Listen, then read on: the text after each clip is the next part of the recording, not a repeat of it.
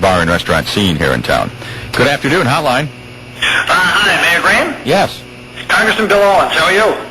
Good, Congressman. What's up today? Well, I just wanted to call in and chat. Hope that you had taken a look at the war on debt bonds that I submitted to Congress and my depreciation bill last week. What kind of a response you might have to those? Well, I did see something. Maybe you could explain a little bit to our listeners what that's all about. Well, as you know, many people in the district, when I go back, talk to me about really two things. They talk about jobs and they talk about the debt and deficit. So last week I introduced a bill that would, in my view, create jobs by expanding the ability of businesses to write off capital improvements as long as they create one job for every $100,000 of expense that they write off over $250,000. I've talked to a lot of businesses in the district. They're all in favor of that. It was almost uniform, and really the idea for the bill originated with businesses that I talked to. The second piece of legislation, again, people are talking about the debt and deficit. There is no plan out there for the pay down of the deficit, and I'm proposing that we use the old World War II war bond concept and basically sell bonds to pay down the debt and deficit, but most importantly, we put limitations on the ability of the debt and deficit to grow again, so that we ensure that once we use a long-term payout mechanism to solve this problem, that we don't regrow the debt. Oh, okay. Well, it sounds interesting. Sounds like, in theory, a good idea. Isn't that what savings bonds are, though, sort of like that? Well, they are, except that these are dedicated to first paying down foreign debt, and as you know, China holds a very substantial amount of our debt, well over $800 billion, and we need to take that debt out of their hands because they use it in a couple of ways to negotiate with us. They use it to hold down the value of their currency, which hurts us both in terms of the trade balance and also jobs. And this will help us, I believe, to repatriate some of those jobs from China. And in addition, it will then pay down the balance of the debt. But most importantly, it allows Americans to share or participate in this very difficult problem's solution. People can hold the debt. It's extremely safe. It can be held by pension plans and IRA accounts and individuals. They will receive the income, the interest from these on a tax-free basis.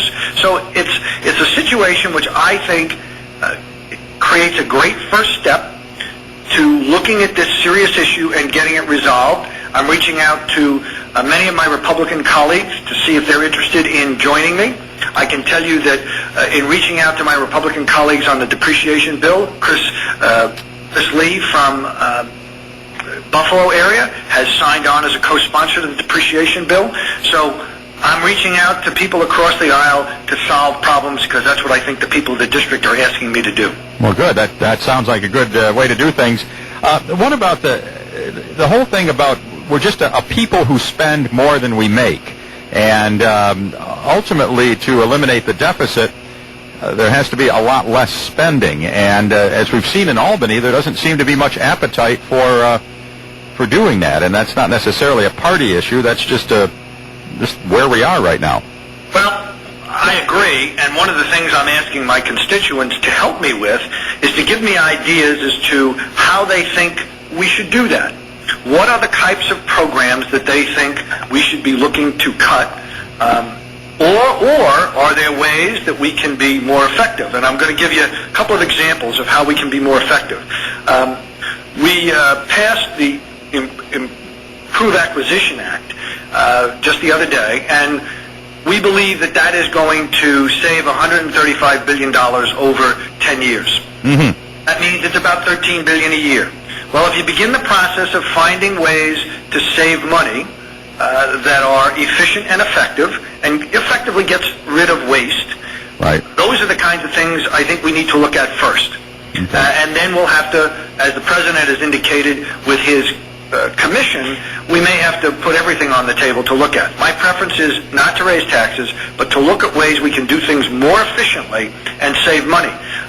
Another thing you may find of interest is the United Healthcare has indicated that they believe that on the Medicare cost, they see $219 billion that could be saved a 10-year period in making advancements in the way in which Medicare is administered and monitored, and that's another roughly $21 billion a year. So there are ways that we can effectively cut waste that are very specific, and we now need everyone to participate in this, buy the bonds, participate in holding the debt as U.S. citizens, and also giving us ideas about better ways to run the government to make it more efficient. Oh, that sounds good. How do you like life in Washington since you're down there? Well, I can tell you that it's an absolutely fascinating thing to do. It's a tremendous honor to be serving the people of the 23rd. I think that this is an opportunity that's extremely important and has to be treated that way.